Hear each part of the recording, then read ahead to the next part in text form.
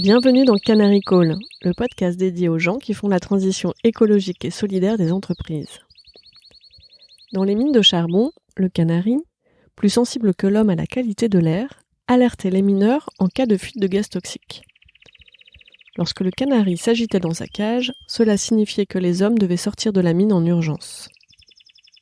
Je suis Perrine Grua et j'ai créé ce podcast pour amplifier la voix de celles et ceux qui réussissent à conjuguer au présent leurs talents, leurs convictions personnelles, les besoins du monde avec leur métier. Avec Canary Call, mon objectif est aussi de convaincre de miser sur ces canaris qui sonnent l'alerte et agissent juste à temps. Leur engagement est contagieux. En les écoutant, les portes des possibles s'ouvrent et l'envie d'agir gagne.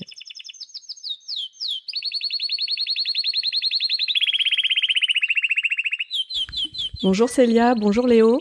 Hello Perrine. Bonjour Perrine. Bienvenue sur Canary Call. À travers mon métier de coach et de recruteuse, j'accompagne mes clients pour passer des frontières entre là où ils, elles sont et leur destination désirée.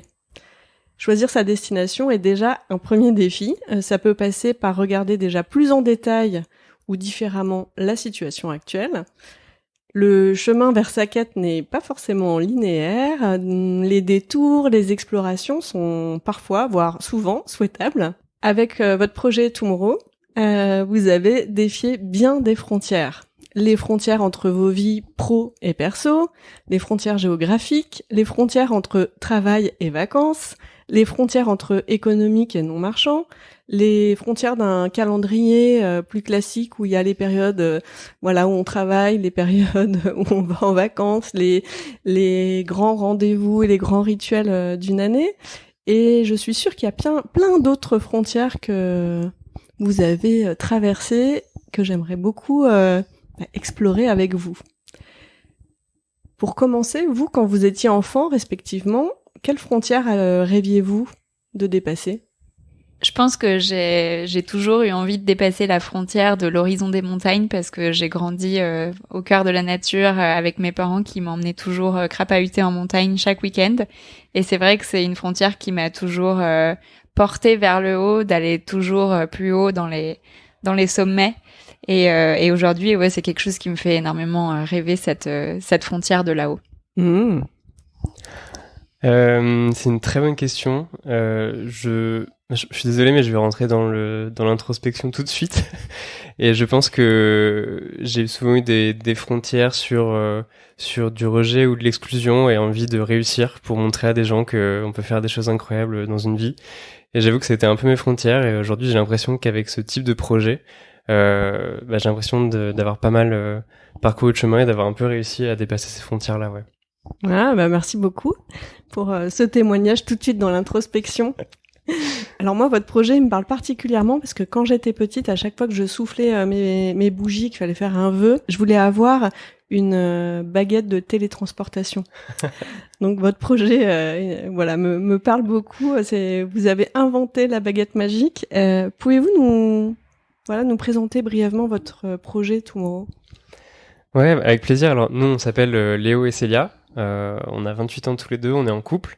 Et on a créé un projet qui s'appelle Tomorrow, dont l'objectif c'était d'aller explorer des solutions au changement climatique dans toute l'Europe, et ce, dans les secteurs les plus émetteurs.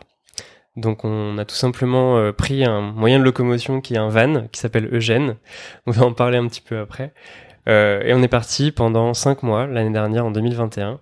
Et on a parcouru 26 pays et on a réalisé 20 000 kilomètres pour aller interviewer celles et ceux qui façonnent un monde plus durable. Et comment vous est venue cette idée de projet ? Je pense que l'idée est née d'un désir de se reconnecter avec notre aspiration qui était sur l'écologie. Pendant le premier confinement, on s'est pris une énorme claque parce qu'on a eu le temps de se renseigner et on s'est rendu compte que la situation était vraiment pas rose. Et là, à ce moment-là, est né un peu ce sentiment d'urgence de se dire, en fait, il n'y a pas d'autre priorité pour nous que de travailler dans la transition et dans l'écologie. Et on voulait faire notre part, mais on se posait encore la question des contours du projet. À ce moment-là, on a tous les deux décidé de quitter nos CDI, c'était à l'été 2020, et on s'est demandé ce qu'on voulait faire.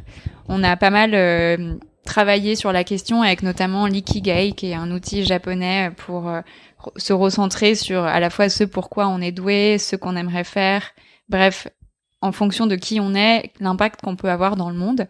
Et ça nous a aidé à dessiner les contours de ce projet et on voulait vraiment se dire qu'on voulait parler de solutions parce qu'aujourd'hui, quand on parle du changement climatique, il y a beaucoup de problèmes qui sont mis en avant et peu de solutions, de façon positive pour redonner espoir, pour donner envie de s'engager. Et tout ça de façon pédagogique parce qu'on comprenait pas vraiment l'impact que chaque solution pouvait avoir. Qu'est-ce que vous avez eu à dépasser comme peur pour réaliser ce projet? Parce que quand même, du jour au lendemain, démissionner, partir en couple dans un van.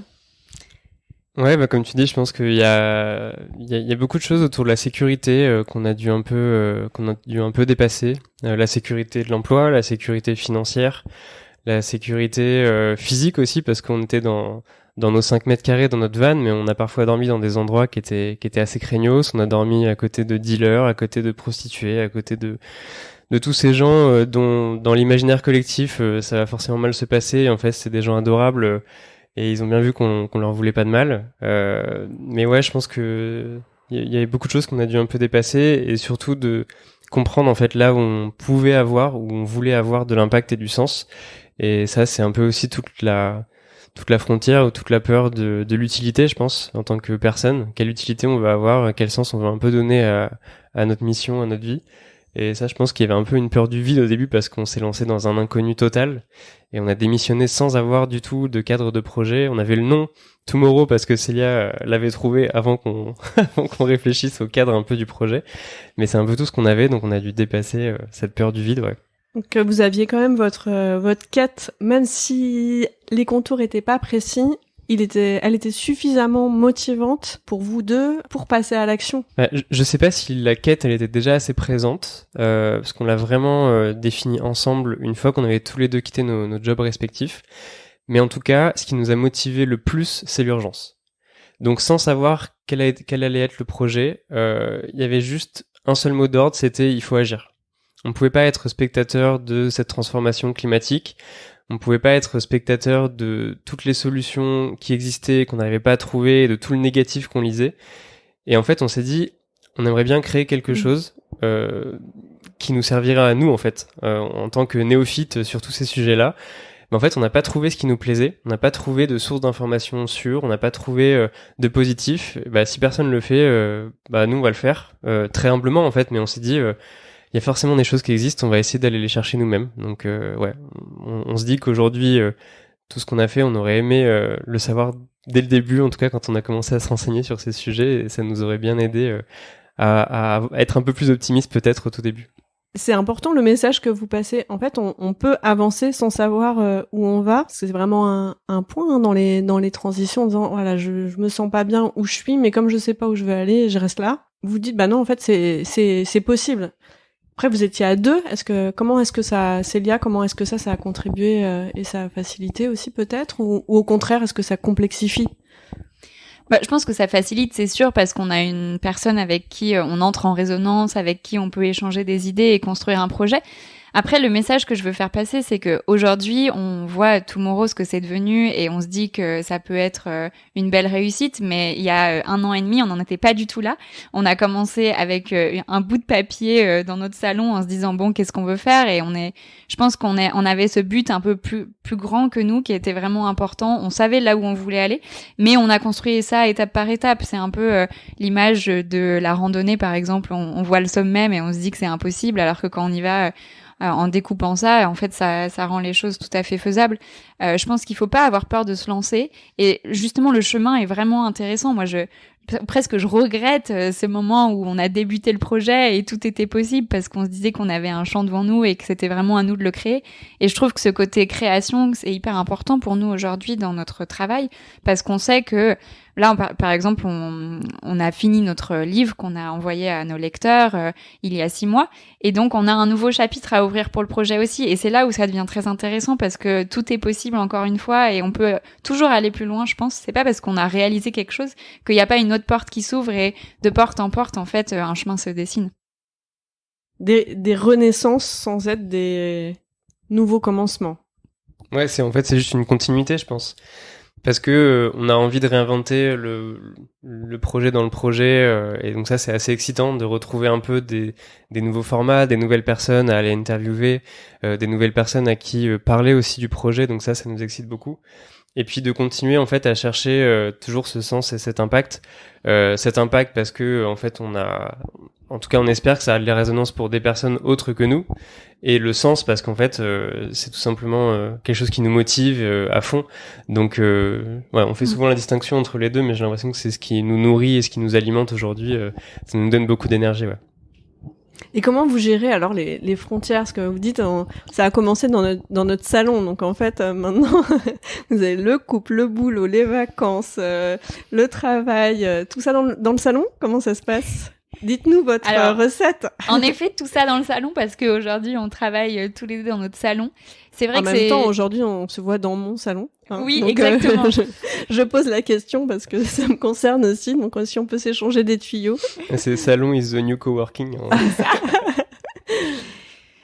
Mais c'est une question qui est vraiment présente dans nos vies parce qu'en effet, donc Tomorrow, notre projet, est aussi à la base, vient de notre couple, et que je pense qu'il faut vraiment savoir mettre des frontières. Aujourd'hui, on a réinventé un peu nos façons de travailler parce qu'on travaille à mi-temps sur Tomorrow, à mi-temps sur nos projets personnels, qui je pense permettent aussi d'avoir vraiment une bulle d'air parce que on travaille avec d'autres personnes que nous deux, et ça nous permet de nous enrichir. Et je pense que c'est vraiment important pour nous d'avoir cette liberté d'aller aussi faire d'autres projets avec des personnes. Et en ce qui concerne Tomorrow, on essaye de pas en parler en dehors des horaires de travail. Alors parfois on se retrouve à 23h dans notre lit à avoir une illumination et à partager des idées. Mais je pense que en fait on a essayé de trouver un équilibre entre nous. Au début on s'était dit qu'on voulait pas du tout travailler en couple. Aujourd'hui c'est plus le cas. Et en fait ça se passe plutôt très bien tant qu'on respecte aussi je pense les frontières qu'on s'est données justement comme tu disais Perrine. Et surtout on communique beaucoup, je pense, ce qui permet de désamorcer des choses et de se considérer comme meilleurs amis, comme amants, mais aussi comme collègues, comme cofondateurs presque. Donc j'avoue que ça aide de bien communiquer.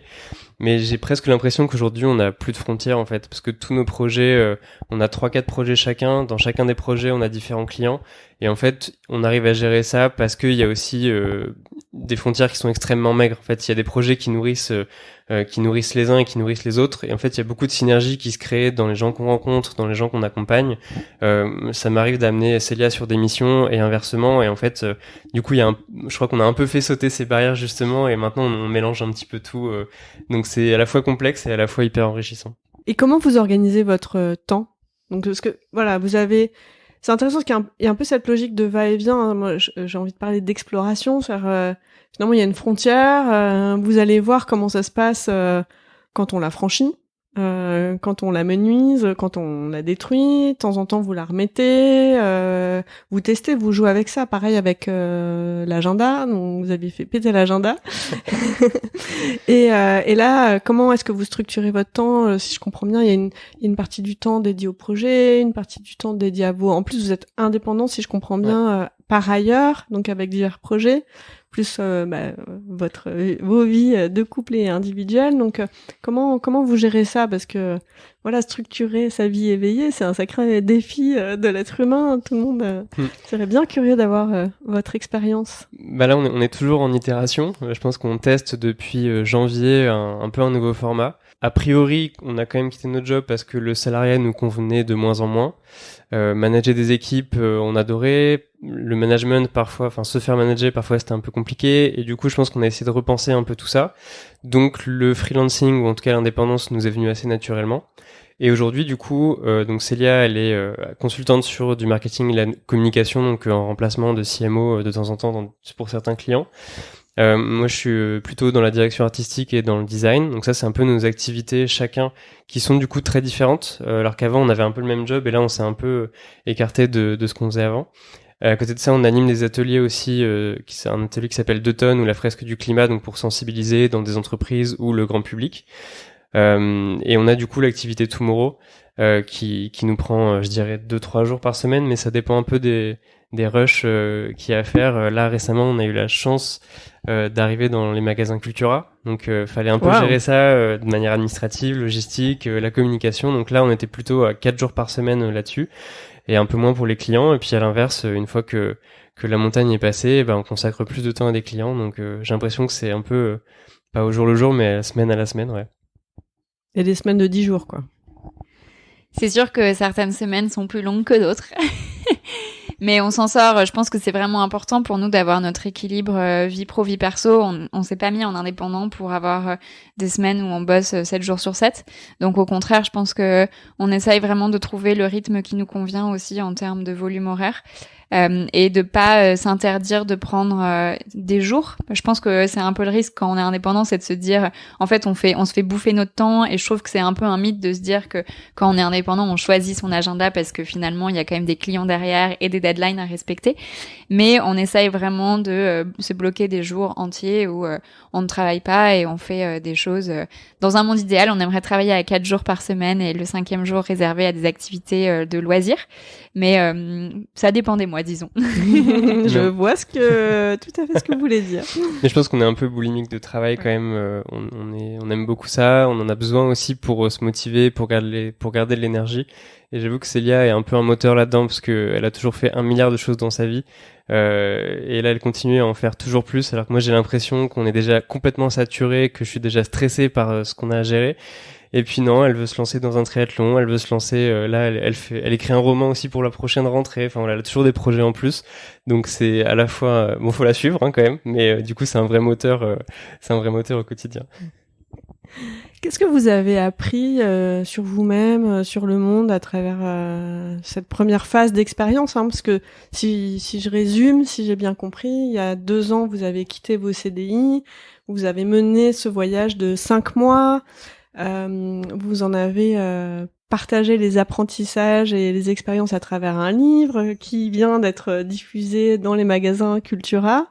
Vous avez mis en place aussi vos activités de freelance. Waouh, belle étape. Qu'est-ce que vous avez appris respectivement sur vous, sur le monde de cette période?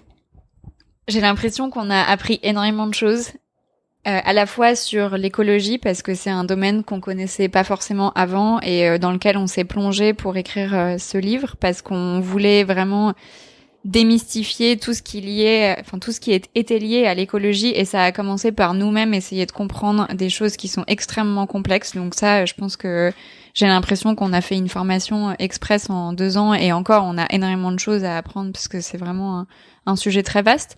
Je pense qu'on a aussi énormément appris sur notre couple, parce que vivre 5 mois à 2 dans 6 mètres carrés, c'est très challenging, il faut pas se le cacher. Je pense qu'on voit toujours les jolies images sur Instagram de la van life, alors que la van life, c'est quand même un gros défi d'être ensemble. Par exemple, on était dans certains pays qui sont très différents de la France, et il y a eu cette peur de l'agression, je pense à certains moments de notre voyage, qui a été compliqué, et du coup la pression monte entre nous, donc il faut tout de suite retirer ça en communiquant au maximum. Et puis je pense qu'on a appris énormément aussi sur la façon dont on voulait travailler, c'est repenser notre relation au travail finalement, parce que on a complètement fait sauter les barrières du CDI où il faut aller 5 jours par semaine au même endroit avec la même équipe. Aujourd'hui, on travaille avec plusieurs équipes différentes sur plusieurs projets. C'est cette capacité, je pense, à switcher dans notre cerveau d'un projet à l'autre pour se replonger très vite. Et ça, je pense qu'on l'avait pas forcément avant dans notre job. C'est pas toujours facile. Il faut une bonne capacité de concentration, mais je trouve que c'est très très stimulant. Et ouais, ça c'est vraiment une découverte pour nous qui, je pense, nous plaît énormément dans cette capacité à réinventer notre façon de travailler. Et peut-être que dans 6 mois, on changera totalement pour voir aussi d'autres formes. On verra ce que l'avenir nous réserve. Ça me parle vraiment ce que tu dis sur cette capacité à muscler, de passer d'un sujet à un autre. Moi, dans mon activité de recruteuse, coach professionnelle et podcasteuse, j'ai vraiment ce sujet, et j'ai vraiment dû travailler aussi cette capacité à vraiment se concentrer sur un point sans penser aux autres moments où tu le fais, pour être vraiment en présence aussi dans le moment et dans la qualité de ce que tu délivres. Je le vois avec mon adolescent à la maison avec ces écrans qui sont toujours là en parallèle, ces notifications, etc. C'est un vrai point, une vraie compétence, je pense, à développer, la capacité à se concentrer de manière intense et sur un sujet et passer rapidement à un autre, ou pas rapidement, de mettre peut-être des nouvelles formes de frontières à réinventer, mais pour moi ça a été un vrai défi, donc ça me parle tout à fait ce que tu as dit. Et je pense que d'arrêter de travailler entre 9h et 18h, de repenser aussi cette capacité de, en fait, je me concentre pendant 2 heures et je vais être peut-être beaucoup plus productive sur ces 2 heures plutôt que d'étaler le temps dans la journée. Et je pense que ça, il faut vraiment qu'on réinvente tous notre façon de travailler, que ce soit en CDI, en freelance, pour arrêter de se dire, il faut du présentiel et c'est pas parce qu'on a 9 heures dans une journée qu'il faut absolument les meubler. C'est pas parce qu'on a 9 heures dans une journée qu'il faut absolument les meubler. Quote. Citation. Merci. Léo? Ouais, tu veux savoir ce que j'ai appris pendant cette aventure? Je pense que sur l'écologie, comme l'a dit Célia, on a développé beaucoup de connaissances qu'on n'avait pas. Et moi, j'étais particulièrement admiratif des personnes qui avaient ou qui ont des opinions. Tu vois, qui ont des opinions fortes sur des sujets. Je trouve ça incroyable. Parce que je sais pas si j'arriverai un jour à me connaître beaucoup, je sais que je me comprends de temps en temps, mais en tout cas, d'appréhender des sujets, de les maîtriser suffisamment pour avoir des opinions dessus, je trouve ça très très fort. Et quand on découvre un peu les sujets dans l'écologie, qu'on parle du nucléaire, qu'on parle de la marée motrice, qu'on parle des énergies, c'est des trucs assez complexes et ça nous renvoie un petit peu à nos cours de physique-chimie aussi de temps en temps. Et en fait, j'arrivais pas du tout à me positionner sur certains sujets. C'était un peu les premières questions qu'on me posait, c'était alors tu penses quoi du nucléaire? J'en avais juste aucune idée. Et du coup, d'avoir des connaissances et d'arriver à se positionner, ça, je pense que c'est un grand apprentissage. C'est d'avoir réussi en tout cas à peser le pour et le contre et du coup à me faire un peu des idées plus précises sur certains sujets. Donc ça vraiment c'était un grand bonheur parce que ça participe aussi derrière à la confiance qu'on a en soi justement dans la maîtrise de ces sujets. Et qu'on passe de néophyte à un peu moins néophyte. Donc je dirais pas expert, mais vraiment parce qu'on est loin de là, mais on connaît un peu plus les sujets. Après sur l'écologie toujours, je pense qu'on a découvert que il y avait plein de gens qui faisaient plein de choses incroyables, qui façonnaient un monde plus durable et qui se bougeaient au quotidien, qui étaient complètement désintéressés, qui faisaient pas ça pour l'argent, qui faisaient pas ça pour la reconnaissance, qui faisaient ça parce que en fait il y avait rien de plus important pour eux et du coup on se reconnaissait beaucoup dans leurs valeurs. Donc ça vraiment chaque interview en fait nous a vraiment reboosté et c'était un peu pour ça qu'on est parti, donc c'était cool. Je vois tout à fait ce que tu veux dire. Merci beaucoup d'être là. et derrière de se dire que au-delà de ces personnes, il y a aussi beaucoup de solutions du coup, qu'elles soient technologiques ou non, qu'elles soient dans l'innovation ou non, qui existent et pour en tout cas essayer d'empêcher ce réchauffement et ce dérèglement climatique. Donc on a retrouvé du positif, c'était le but du voyage. Et après sur les gens en fait de manière un peu plus globale.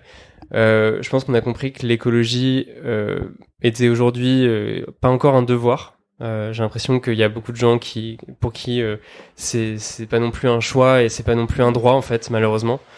Et que si on veut une victoire écologique en fait ça se passera pas sans justice sociale et il y aura pas non plus de victoire écologique si on prend pas en considération tout l'impact qu'on a sur la biodiversité, sur les ressources à droite à gauche. Donc ça c'est vraiment des gros apprentissages sur ces domaines-là. Et merci de votre générosité de le partager à travers le livre. J'invite vraiment les auditeurs à le découvrir. On voyage avec vous. Donc on est vraiment dans dans cette porosité des frontières entre votre expérience individuelle, de couple, de voyage et les apprentissages scientifiques, industriels, techniques à travers les interviews et avec un très joli travail je trouve, de démocratisation d'accès à l'information. C'est-à-dire que c'est vraiment vulgarisé pour un néophyte. Moi, je viens plutôt des sciences douces, comme on dit, dans mon parcours. Donc, j'ai pas forcément développé un background puissant en biologie, en chimie, etc., ou en physique. Et votre façon vous avez vraiment pris soin de rendre les choses intelligibles sans non plus être dans le survol. Donc j'ai trouvé ça vraiment fascinant, vos interviews. Bravo pour le travail de fond qui a été fourni. C'est fascinant. Je vous invite vraiment à découvrir ce livre. Ouais, ça nous touche beaucoup ce que tu dis parce que c'était une de nos envies et de motivation, c'était, dans la ligne éditoriale en tout cas qu'on s'est fixé, il fallait que nos grands-mères puissent comprendre 99% du livre. Donc tant mieux si c'est écrit pour des néophytes et compris pour des néophytes, parce qu'on se considérait pas du tout comme des experts ni comme des sachants. Nous, on apprenait vraiment au fur et à mesure de l'aventure, et on avait envie que les gens apprennent en même temps que nous, donc ça me touche beaucoup ce que tu dis. Merci beaucoup. Aujourd'hui, Tomorrow, ce projet, c'est aussi votre nouveau métier. Quel est votre nouveau métier ? Explorateur ? Journaliste. En fait, je pense que à la base de ce projet, on s'est pas du tout lancé en ayant la certitude de réussir. Mais on s'est dit, on va apprendre à toutes les étapes et on va le faire nous-mêmes de A à Z à deux. Je pense que c'était très important parce qu'on s'est dit, ok, on y va mais on a peur. Et le fait de sortir un livre, on pensait pas du tout que on allait en être capable, jusqu'au jour où on a réussi. On a fait nous-mêmes donc l'écriture, la maquette, on a trouvé nous-mêmes notre imprimerie, on a trouvé nos sponsors. Donc je pense qu'aujourd'hui notre métier c'est explorateur parce que on a vu qu'on avait réussi à faire ce livre. Maintenant on a envie d'aller plus loin. Donc on va explorer d'autres façons de faire. Ça va passer par un podcast qu'on va sortir pour la rentrée scolaire 2022. Ouais, c'est bien les podcasts. Exactement. Et pareil, voilà, on s'est lancé dans ce podcast on s'est lancé dans ce podcast en se disant qu'on n'y connaissait absolument rien, mais qu'on avait envie de découvrir, que pour nous, c'était vraiment une façon d'enfoncer des portes et d'y aller. Donc, on a appris sur le tas. On est toujours en train d'apprendre. Et puis, on verra jusqu'où ça nous mènera, cette exploration. Mais je dirais peut-être qu'on est plus sensibilisateur. C'est un mot qui existe probablement pas, mais je nous vois plus comme justement des personnes qui essayent de raconter un peu ce qu'on comprend, avec une posture très humble et peut-être de ramener un peu de ludique ou de didactique dedans pour que ça soit le plus simple possible et en même temps que ça soit un peu attrayant. Et d'ailleurs, ce serait intéressant de se poser la question de est-ce que c'est un métier aujourd'hui pour nous, parce que en fait, on gagne pas, nous, on se paye pas en tout cas avec ce projet. C'est un projet qui ramène de l'argent, mais du coup qui vit tout seul et dans lequel on réinvestit évidemment tout ce qui est gagné grâce à la vente des livres, etc. Mais du coup, on y consacre la moitié de notre semaine. Et pour autant, voilà, je sais pas si je le considérais comme un métier ou juste comme un énorme kiff en fait. Juste, c'est un projet aujourd'hui qui nous anime, mais je le vois pas trop comme un métier. J'ai l'impression qu'on a chacun des métiers à côté qui nous permettent un peu plus classiquement de gagner de l'argent, d'avoir des clients, etc. Mais je suis pas sûr que Tomorrow je le considérais comme un de mes métiers aujourd'hui. Ouais. C'est la même question que je me pose quand on me demande mais finalement le podcast comment t'en vis ? Bah non, en fait déjà bravo d'arriver à équilibrer hein, on en parlait tout à l'heure en préparant ensemble l'interview. C'est un énorme défi dans les médias déjà d'arriver à équilibrer, d'avoir pris le temps, d'avoir des sponsors, etc. Enfin, moi je suis admirative, je l'ai pas fait.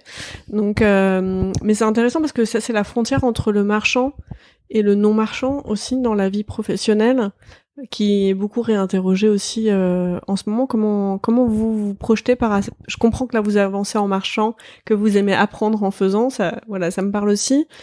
Mais comment vous vous projetez par rapport à cet équilibre et à cette frontière justement ? J'ai l'impression que de plus en plus on va vers de la création de contenu, que ce soit audio, vidéo, que ce soit du texte, que ce soit des livres, des magazines, et sur plein de plateformes différentes. Donc ça peut être via YouTube, sur TikTok, voilà, il y a de plus en plus de gens qui s'essayent en tout cas à vulgariser, à créer du contenu, à créer du divertissement aussi. Et il y a des personnes qui sont prêtes à payer aussi pour ça. On voit les lives sur Twitch, en fait, il y a juste des gens qui se filment en train de faire quelque chose. Nous, on les regarde et en fait, on leur donne de l'argent parce qu'on aime bien en fait ce qu'ils font. Et j'avoue que du coup, ça me réconcilie un petit peu avec le fait d'avoir des communautés qui soutiennent en fait juste des projets qu'ils aiment bien. Je sais qu'un média qu'on cite souvent qui s'appelle Bon Pote, il s'est lancé il y a peu de temps de manière autonome, parce qu'avant il avait un job, il l'a quitté, il s'est lancé à 100% dans son aventure. Là, il a complètement explosé sur les réseaux et il a un rôle qui est hyper important, en tout cas d'influence sur l'écosystème un peu d'écologie. Et en fait, il fait pas de pub sur son site, il fait pas de pub sur ses réseaux, il a juste des personnes qui le soutiennent. Donc il y a des Tipeee, il y a des Patreon, il y a sur Twitch aussi, on peut avoir des abonnements. Et voilà, donc c'est des communautés en fait qui portent aussi des projets, qui portent des messages et qui portent peut-être du coup des messagers ou des influenceurs à réaliser des contenus, et je trouve ça hyper fort, et j'ai envie en tout cas peut-être qu'un jour on s'inscrive dans cette lignée-là et qu'il n'y ait pas justement ce rapport de je t'amène un produit ou un service et tu me le payes si ça t'est utile, mais juste tu me fais confiance pour ce que je crée, et en fait dans l'avenir si tu me donnes 5 € par mois, je te promets que tu seras pas déçu. Léo dit souvent avant on avait une valeur capitalistique dans notre job parce qu'on était payé avec un salaire chaque mois pour réaliser le travail qu'on faisait, et que maintenant on est plus passé vers une valeur sociétale, de apporter de la valeur aux personnes qui nous regardent peut-être, qui nous suivent sur les réseaux sociaux. Je pense qu'il y a une notion de communauté qui est hyper importante chez nous parce qu'on a vraiment voulu embarquer ceux qui nous suivaient dès le début dans notre aventure pour adopter un peu un ton, je dirais, intimiste, pour nous suivre vraiment à travers cette exploration et comprendre, nous, le chemin qu'on a parcouru aussi, pour se dire que ça pouvait inspirer certaines personnes. Donc j'espère qu'aujourd'hui, on a plus une valeur sociétale qu'une valeur capitalistique. Finalement, vous êtes des messagers. Parfois, moi, je me considère comme une passeuse, en fait, de frontières. Cette réinterrogation de la notion de valeur, de création de valeur, ça donne à vos lecteurs et à vos futurs nombreux auditeurs de podcast l'occasion aussi d'exercer leurs droits citoyens de manière libre et autonome. Donc je trouve que c'est un bel exercice de démocratie autrement aussi. Oui, et puis je pense qu'aussi le fait de donner l'accès à l'information est ultra important pour nous. Enfin, c'était vraiment quelque chose qui nous tenait à cœur. Parce que nous, on en a manqué peut-être justement quand on a commencé à se renseigner sur ces sujets. Et il y a une phrase que j'aime beaucoup qu'on utilisait dans ma précédente entreprise, c'était de permettre aux gens de prendre des décisions éclairées. C'est-à-dire que demain, si tu veux prendre l'avion tous les week-ends, personne ne t'en empêchera. Peut-être ta confiance. Mais en tout cas, tu sais quels risques, quelles conséquences ça a, tu sais les émissions qu'il y a quand tu prends l'avion, tu sais que voilà, tu connais les choses. Mais derrière, ta décision, elle sera éclairée. Tu la prendras en pleine conscience.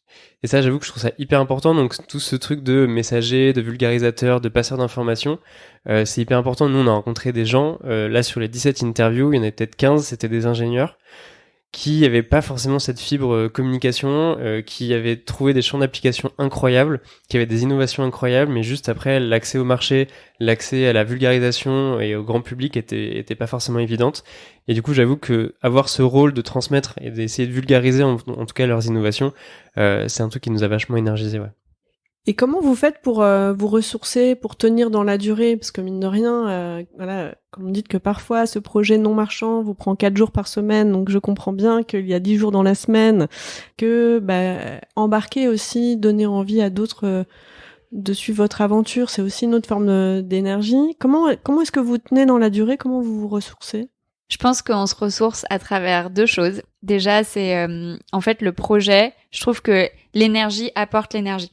Donc de faire des projets, ça me donne énormément d'énergie, et sûrement toi aussi, pour aller plus loin. De voir aussi d'autres personnes qui s'engagent, pour nous c'est un moteur énorme parce qu'on se dit qu'on n'est pas seul et qu'il y a vraiment quelque chose qui se crée. J'ai l'impression qu'il y a une énergie super positive et ça me donne envie d'aller encore plus loin. Faire des projets appelle des projets.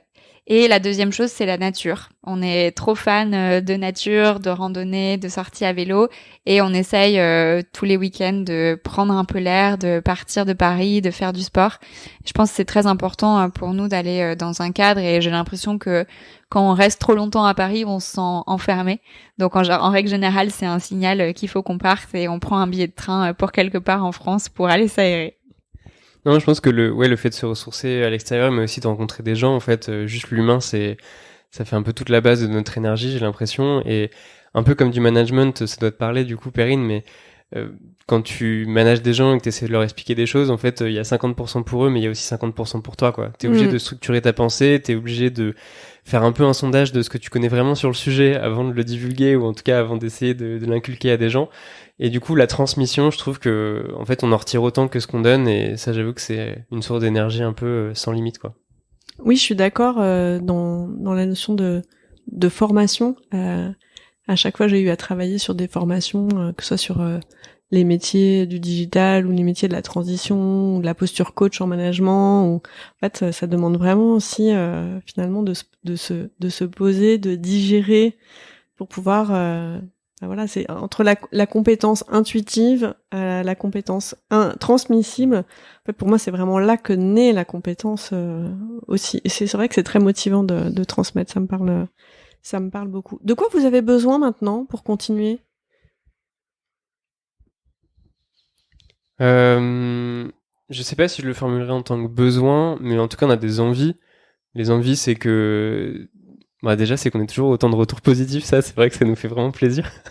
Et qu'il y ait de plus en plus de gens qui soient au courant du positif, en fait, autour de nous, tout simplement. Que ça soit via nous, mais que ça soit via aussi plein d'autres créateurs de contenu, via d'autres médias. Donc, ouais, j'ai envie que tout le monde aille un peu dans le même sens et qu'il y ait de plus en plus de transformation, en tout cas de conscientisation des effets.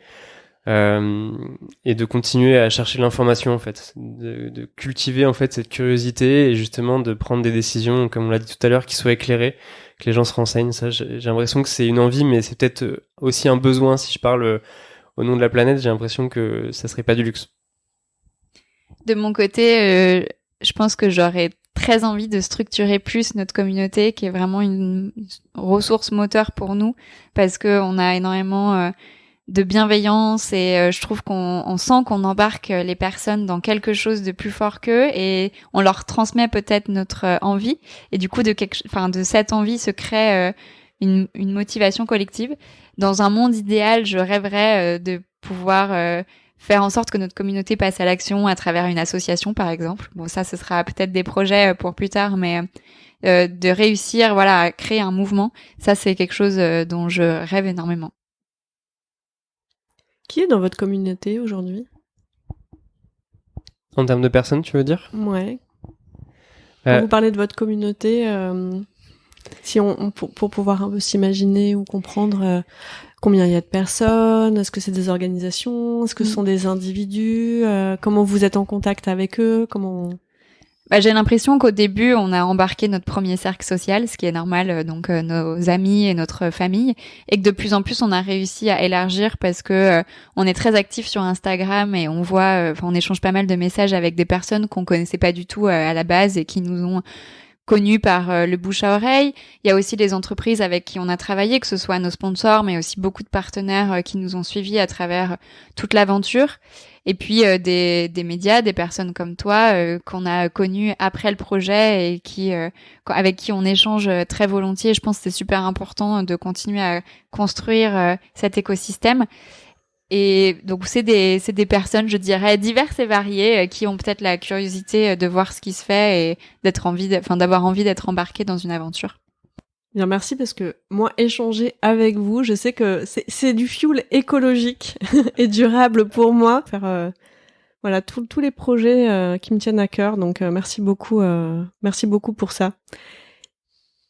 Quel est votre canary call, votre message, le message que vous aimeriez passer au plus grand nombre, ou votre cri d'alerte? J'ai l'impression que la première chose à faire, c'est vraiment de comprendre et de conscientiser notre impact individuel. Avant de se lancer dans des chemins un peu sinueux de est-ce que c'est le rôle de l'État, est-ce que c'est le rôle des industries, est-ce que c'est le rôle des politiques, est-ce que c'est uniquement la France, est-ce qu'il faut voir un peu plus large à l'échelle internationale. Ça, c'est des questions qu'on peut se poser un peu après, mais vraiment la première chose, c'est de calculer son empreinte carbone. Il y a un site qui est génial pour ça s'appelle nosgestesclimat.fr. Ça, c'est un peu le premier levier, quoi. De comprendre, en fait, dans notre quotidien, comment on se déplace, comment on se nourrit, comment on consomme, et en fait, de comprendre quels sont un peu, justement, les endroits où on va pouvoir baisser, en fait, notre empreinte et notre impact carbone. J'ai l'impression que c'est un peu le premier message que j'aimerais donner aux gens. En tout cas, la première action que j'aimerais qu'ils fassent juste en raccrochant ce podcast, cette écoute, c'est aller sur nosgestesclimat.fr et regarder juste à combien on est. Aujourd'hui, la moyenne en France, c'est à peu près 10 tonnes d'équivalent CO2 par an et par personne. C'est facile de baisser, en fait, les 10 tonnes. Je pense qu'au tout début des calculs, on devait être à peu près dans cette moyenne, voire un tout petit peu en dessous. Et en fait, on s'est rendu compte assez rapidement qu'en faisant quelques gestes et sans transformer drastiquement notre confort et notre méthode de consommation, en fait, on est redescendu à 4 tonnes, 4 tonnes 5. Et voilà, si tout le monde pouvait faire un peu ça, je pense que ça serait pas mal. L'objectif, quand même, je le rappelle juste, c'est la minute un peu chiante, mais on est censé arriver à tous à 2 tonnes d'équivalent CO2 par personne, donc il faut diviser par 5 en France en tout cas, pour essayer de limiter le plus possible le réchauffement climatique à 1,5 degré, en sachant qu'on est déjà à 1,1 degré depuis l'ère pré-industrielle. J'aurais le même message que Léo. Je rajouterais juste que si vous souhaitez vous engager, vous pouvez aussi faire des ateliers comme la fresque du climat ou 2 tonnes, ou les deux, c'est encore mieux. D'abord avec la fresque qui vraiment explique les causes et conséquences du changement climatique, et 2 tonnes qui sensibilise aux solutions, que ce soit au niveau individuel et collectif. Je trouve que faire ce genre d'atelier, ça permet vraiment d'être engagé dans un mouvement et aussi d'aller à la rencontre de personnes qui, comme nous, veulent s'engager mais savent pas trop par où commencer, et qu'il faut pas du tout avoir peur de réaliser ça, parce que c'est super en fait, c'est hyper encourageant. Alors ça peut être un peu déprimant au début, c'est vrai, mais je trouve qu'on se rend très vite compte de quelques solutions qui peuvent changer la donne, et qu'on a tous un rôle à jouer au niveau individuel.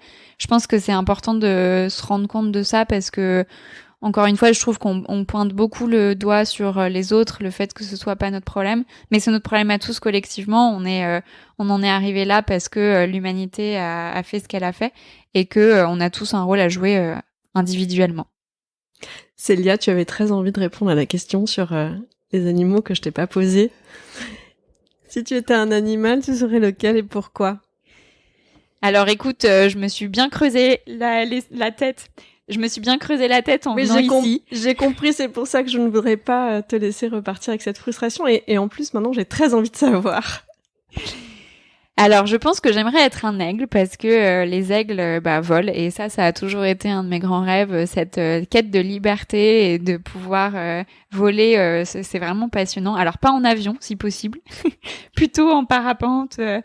Mais voilà, de voler, et puis d'arriver à identifier, enfin les aigles ont une très bonne vision, donc d'arriver à identifier quelque chose qui est très intéressant et d'essayer de le ramener au grand public. J'espère que c'est un peu notre mission aujourd'hui avec Tomorrow.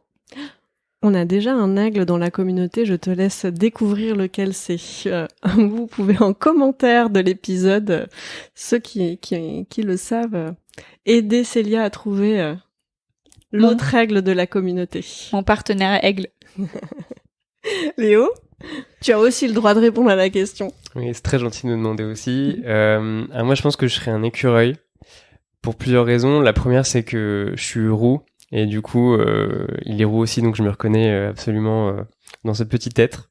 J'ai l'impression que c'est un être qui est assez sociable, et en même temps qui est très famille, parce qu'il va un peu essayer d'aller chercher ses petites noisettes, de passer l'hiver en ayant fait ses petites provisions. J'ai l'impression que c'est un être très rationnel et à la fois aventurier, parce qu'il se balade tout le temps dans des contrées un peu inconnues, et j'ai l'impression que je me considérais un peu comme un aventurier raisonné.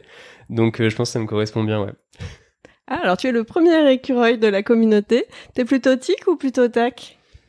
Je sais pas. C'est impossible de... Est-ce que vraiment toi tu sais les distinguer ou pas ?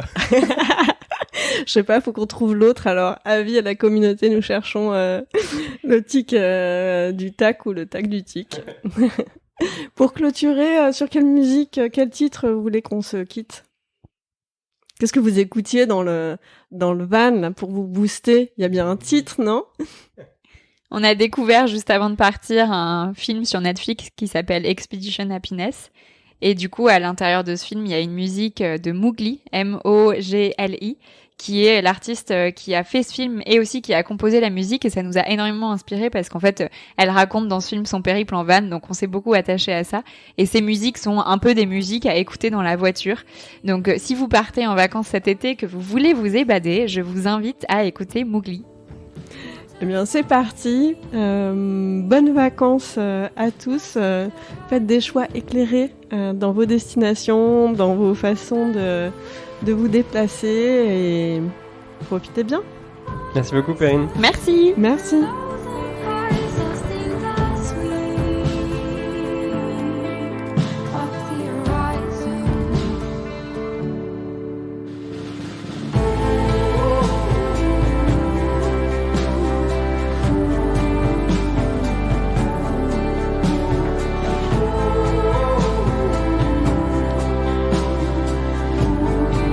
Merci pour votre écoute.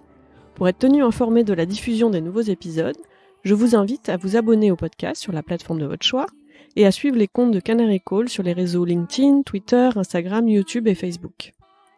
Pour amplifier la voix de mes invités, n'hésitez pas à commenter, partager ou même offrir vos étoiles. Lost in the sweep